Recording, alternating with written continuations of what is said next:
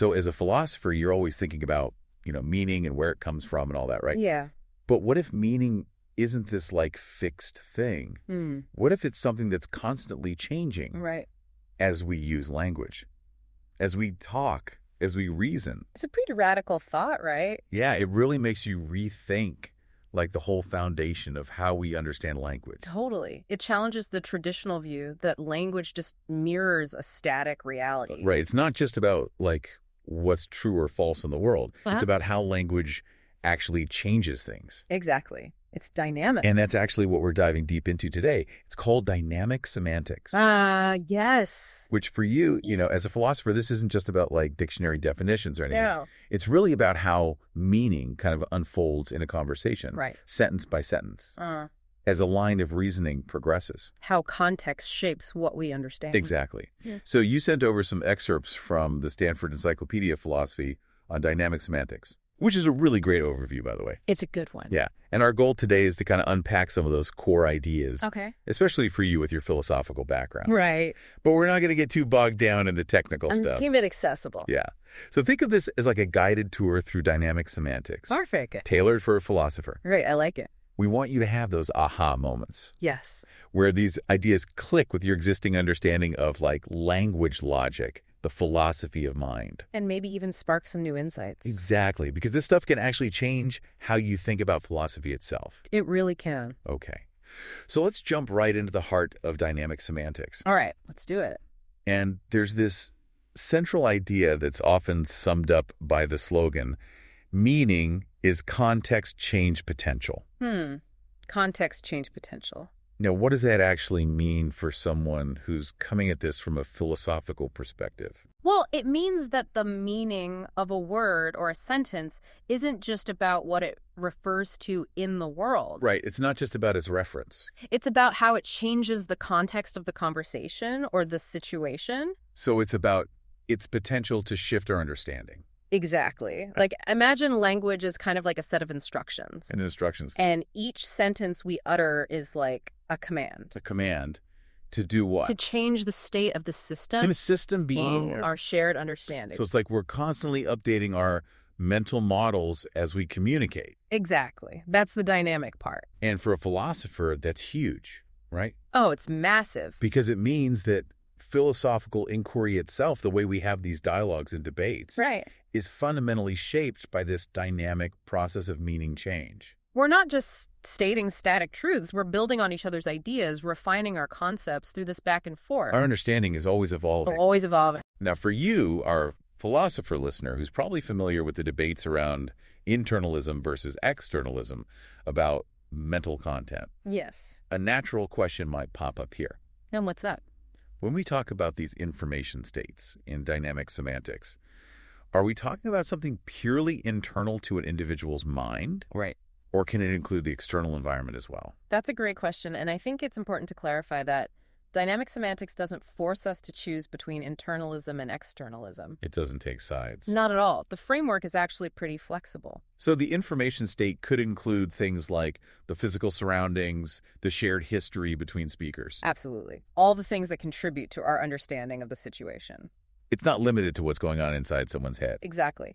Dynamic semantics as a theoretical framework operates at a level of abstraction that can accommodate both internal and external aspects of context. That's really important because it means we can use this framework to model meaning in a way that's consistent with different philosophical positions. Right. It's a tool that can be applied in various ways. Now, another question a philosopher might have is about how dynamic semantics relates to truth conditional semantics. Yeah, the classic approach. Which you've probably spent a lot of time thinking about. Many, many hours. So is dynamic semantics like a complete rejection of that whole truth conditional view? I wouldn't say it's a rejection. It's more like a refinement. A refinement. Okay, It takes the insights of truth conditional semantics and builds upon them. So it's not saying truth conditions are irrelevant. No, not at all. But it's saying there's more to meaning than just whether a sentence is true or false. Right.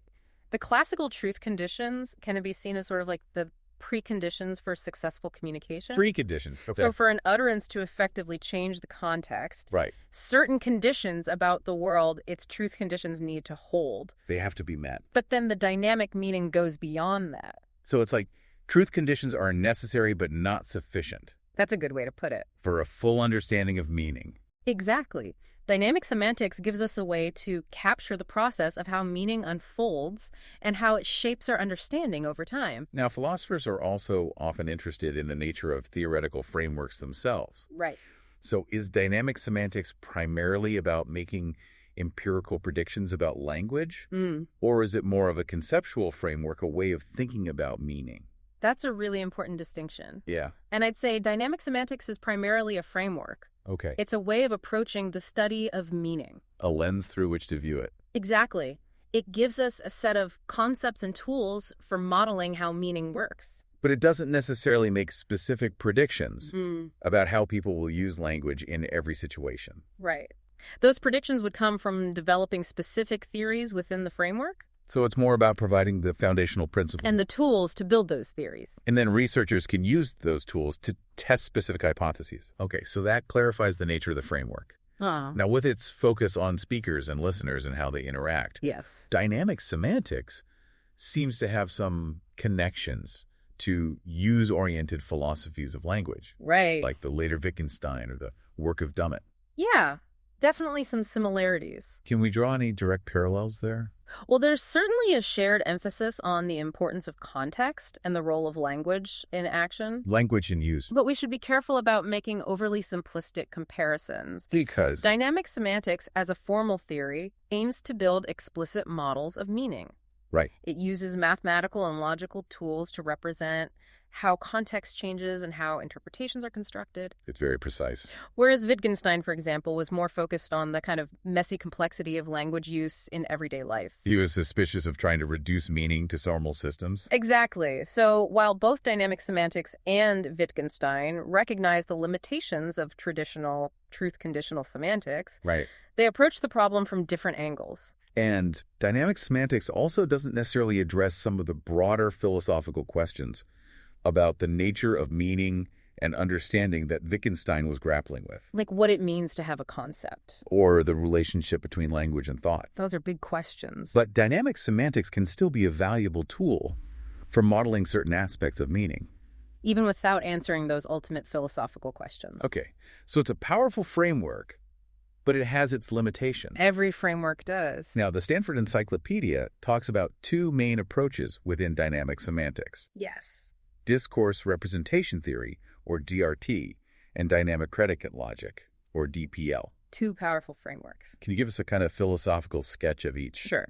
So both DRT and DPL are trying to capture this dynamic nature of meaning, All right. but they do it in slightly different ways. Okay. DRT focuses on building these mental models called discourse representation structure, Discourse representation or structures. 3RSs for short. And these DRSs represent the information that's been accumulated in a conversation. So it's like a mental database that gets updated as we talk. Yeah, that's a good analogy. And the dynamic part comes in when we have to integrate new information into those existing structures. Right. So each new sentence we encounter can potentially change the DRS. It's like adding new entries or modifying existing ones. Exactly. Now, how about DPL? DPL takes a slightly different approach. Okay. It defines meanings in terms of relations between information states. So instead of building these explicit mental models, Yeah. it's more about describing how the information state changes. Exactly. The meaning of a sentence is basically a function that takes an initial information state as input. Right. And outputs a new updated information state. Like a transformation.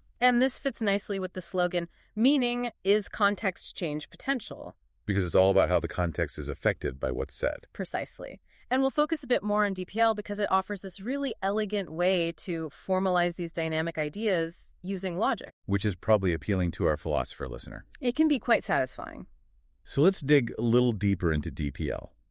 Now, the encyclopedia mentions that predicates like is happy X are treated as tests in this framework. Yes. What does that mean? So in DPL, a predicate like is happy X doesn't directly change the information state. It doesn't. It acts more like a filter. Filter. It checks whether the current information state satisfies the condition expressed by the predicate. So it's asking, is this true given what we already know? Exactly. And if it is, those possibilities are carried over to the next stage. But if it's not, then those possibilities are eliminated. So it's like weeding out the inconsistencies. Yeah, a kind of logical pruning. Now, what about the existential quantifier? Like, there exists an X.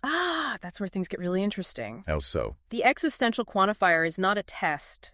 It's an action. An action. It actually changes the information state. By doing what? By introducing a new possibility. A new possibility for what? For the variable X. So it's like saying, okay, now we have to consider the existence of this new thing. Exactly. It expands the set of possibilities that we're working with. And this relates to the standard way of defining the existential quantifier in logic, right? Yes, it goes back to Tarski's truth definition. Which basically says that a sentence like, there exists an X such that X is happy, is true. Right. If we can find at least one value for X that makes the sentence X is happy, true. Okay. And DPL takes this idea and turns it into a dynamic operation. So instead of just checking for truth, it's actually modifying the information state to include this new possibility. Exactly. Now, this dynamic treatment of the existential quantifier has some really important consequences. Absolutely. Especially when we think about how pronouns work in language. Right, the phenomenon of anaphora. Where a pronoun refers back to something mentioned earlier. And this was one of the main motivations for developing dynamic semantics in the first place. Because it's something that traditional static logic struggles with. Big time. Can you give us an example? Sure. Consider the sentence, Mary met a student yesterday. He needed help. Okay. In a static logical analysis, the scope of that existential quantifier, a student, would typically be limited to the first sentence. So it's like that student only exists within that sentence. And then when we get to the second sentence and we see the pronoun he, it's not clear how it's supposed to refer back to that student. Because that student is no longer in scope. Exactly. It's like the connection has been broken. But in DPL, the existential quantifier has a lasting effect. Yes. It introduces this new discourse referent. And that referent remains accessible even in subsequent sentences. So the pronoun he can now successfully pick up that reference. Exactly. The dynamic nature of the existential quantifier allows us to bridge that gap between sentences. And it validates this logical equivalence, which is really important. Yes, it shows that the effect of the existential quantifier can extend beyond its syntactic scope. Which makes sense intuitively, right? Absolutely. Because when we're having a conversation, we don't just forget about the things that were mentioned earlier. Our understanding builds upon what's come before. And this dynamic approach also helps us solve some classic puzzles in the philosophy of language.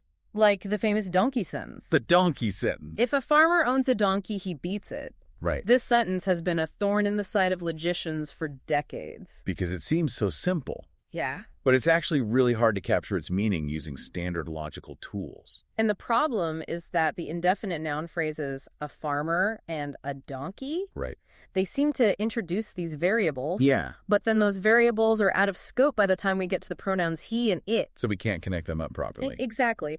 But DPL solves this problem by treating those indefinite noun phrases as dynamic existential quantifiers. So they have a lasting effect on the context. Exactly. And the dynamic interpretation of implication in DPL ensures that the pronouns and the consequent can still refer back to those variables. So we get the right truth conditions. Precisely. It captures the intuitive meaning of the sentence, which is that for every farmer who owns a donkey, that farmer beats that donkey. It's a universal dependency. And DPL can express that dependency in a way that static logic just can't. Wow, that's impressive. It's a really elegant solution. So this dynamic approach is really powerful for handling these basic cases of anaphora. It is. But what about more complex phenomena like generalized quantification or plurality? Like when we have sentences with words like every or all. Yeah, like every boy wrote an essay. They wrote a research proposal too. That example? How does DPL handle that? So this is where things get a little more tricky because the standard dynamic interpretation of universal quantifiers doesn't quite work the same way as existential quantifiers. In terms of introducing discourse reference. Exactly. It's not immediately obvious how the pronoun they in the second sentence is supposed to refer back to all the boys. Because every boy doesn't introduce a single entity into the context. It's more like a general claim about all boys. Right. So to handle these cases, some researchers have proposed more sophisticated dynamic interpretations. What do they look like? Well, one idea is that the context might need to be richer than just a set of individual variable assignments. All right. It might need to include sets of assignments or even structured context, Structured context. which can keep track of relationships between the entities introduced by the quantifier. So it's like we're not just keeping track of who the boys are, Yeah. but also how they're related to each other and to the essays they wrote. Exactly. And this allows us to handle cases where the pronoun refers back to a plurality or even a relationship. So the context becomes much more nuanced. It has to be to capture the full complexity of these quantificational phenomena. And this kind of dynamic approach can also shed light on things like quantificational subordination and modal subordination. Which are really interesting cases where the interpretation of a pronoun depends on the quantifiers or modal operators in previous sentences. Like when we say, a wolf might come in, it may eat you. Right. The pronoun it seems to be bound by both the modal possibility and the indefinite noun phrase, a wolf. And dynamic semantics gives us a way to model how those dependencies work. It's amazing how much complexity there is in these seemingly simple sentences. Language is full of hidden depths. Now let's move on to another area where dynamic semantics has made significant contributions. Okay. The phenomenon of presupposition, Yes, presuppositions. which is all about the background assumptions that are made in a conversation. The things that are taken for granted. And context plays a crucial role here. Absolutely. Can you give us an example? Sure, consider the sentence. Mary knows that John is late. Okay. This sentence presupposes that John is in fact late. Right. But if we already know that John is late, Like if someone just told us, then the presupposition kind of disappears. it becomes redundant. And Stalnaker's pragmatic account of presupposition explains this by saying that presuppositions are basically assumptions about what's already part of the common ground. The shared knowledge between the speakers. Exactly. So when we utter a sentence with a presupposition, we're assuming that the presupposed information is already accepted by everyone. It's like a starting point for the conversation. And this makes sense because we don't usually go around explicitly stating things that we all already know. We take them for granted. But this pragmatic view faces some challenges. What kind of challenges? Well, there are cases where a presupposition seems to be absent even though it's not explicitly stated. Can you give us an example? Sure, consider the sentence. Either John is not late or Mary does not know that he is late. Okay. The second part of the sentence still presupposes that John is late. Right. But the first part doesn't actually assert that he is late. It's just saying he might not be late. So it's not clear how a simple model of common ground update would handle this. Because we're not actually adding the presupposition to the common ground. Exactly. And this led to the development of dynamic semantic theories of presupposition, Okay. which are based on the idea that the meaning of logical connectives themselves, like and or if then, involves updating the context. So it's not just a pragmatic effect. It's built into the semantics. So how does that work? Well, for example, the dynamic semantic rule for and might say that when we interpret a sentence like S1 and S2, Okay. we first update the context with S1, and then we interpret S2 in that updated context. So the meaning of S2 is determined by the context that was created by S1. Exactly. And this can explain why a presupposition in S2 might be satisfied by the content of S1. Because the context has already been updated to include the presupposed information. Precisely. And there are similar dynamic rules for other connectives like or and if, then. Which all contribute to this process of context change. But these dynamic approaches have also faced some criticism. They have. What are the main concerns? Some people argue that these dynamic rules can seem ad hoc. Like they're just stipulated to make the theory work? And they don't always provide a deep explanation for why context updates happen in specific ways. So there's still debate about the best way to account for presupposition. Absolutely. It's an ongoing research area. Now, dynamic semantics has also inspired developments in other fields like dynamic epistemic logic or DEL. Right. Can you tell us a bit about that? Sure. So DEL is basically an extension of dynamic semantics that focuses specifically on knowledge and belief. So instead of tracking general information states, it's tracking the knowledge states of different agents. Exactly. And how those knowledge states change through communication. So it's like a formal model of how we learn from each other. And it uses modal logic to represent knowledge and belief. Modal logic? Which is a kind of logic that deals with possibility and necessity. Okay. And DEL introduces these dynamic operators to model the effects of communicative actions. Like making an announcement or asking a question. Exactly. And how do presuppositions fit into this framework? Well, in DEL, a presupposition can be seen as a kind of implicit precondition for communication. A precondition. So if a sentence presupposes something, the speaker is implicitly assuming that that thing is already common knowledge. Shared knowledge among all the participants. Right. And if it's not, then the communication might break down. Because the presupposition hasn't been met. And DEL gives us a way to formally model this process. So it connects theories of meaning with theories of knowledge. Exactly. It's a really powerful framework. Now, the encyclopedia also mentions this idea of non-at-issue content. Right. What is that? It's basically information that's conveyed by a sentence. Yeah. But that's not part of the main point. The main assertion. Like appositives. Appositives. Which are these little phrases that add extra information. Can you give us an example? Sure. Consider the sentence, John's neighbor who I've never met was arrested yesterday. Okay. The main point of this sentence is that John's neighbor was arrested. But the appositive, who I've never met, is just giving us some extra background information. It's not essential to the main claim. And dynamic semantics gives us a way to model how this non-at-issue content affects the context. So it's like there are different streams of information. And they might update the context in different ways. Some information is more central to the conversation. And other information is more peripheral. But it all contributes to our understanding. Absolutely. Finally, the encyclopedia touches on how these dynamic ideas can be encoded in formal systems, like Montague grammar.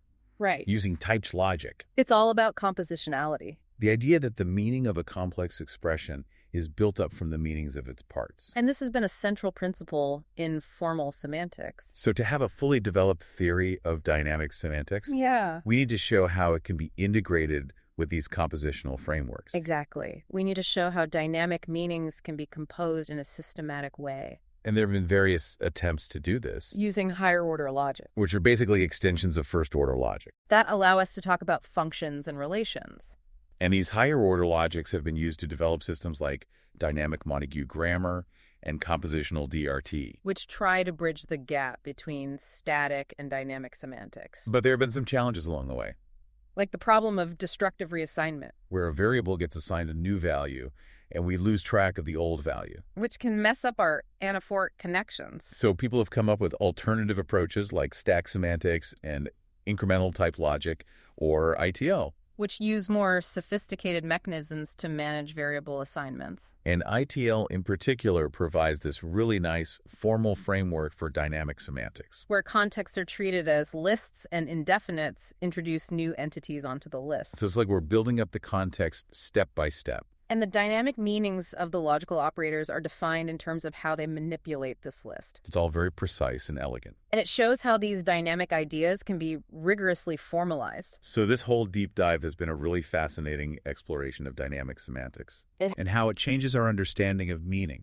From a static notion to a dynamic process. Language is no longer just a mirror of the world. It's a tool for shaping our understanding. For updating our mental model. For engaging in this constant process of interpretation. And for you, our philosopher listener, I hope this has given you some new ways to think about language and meaning. And how they relate to core philosophical concepts. Like intentionality, belief, or vision, even logic itself. It challenges us to rethink some of our fundamental assumptions.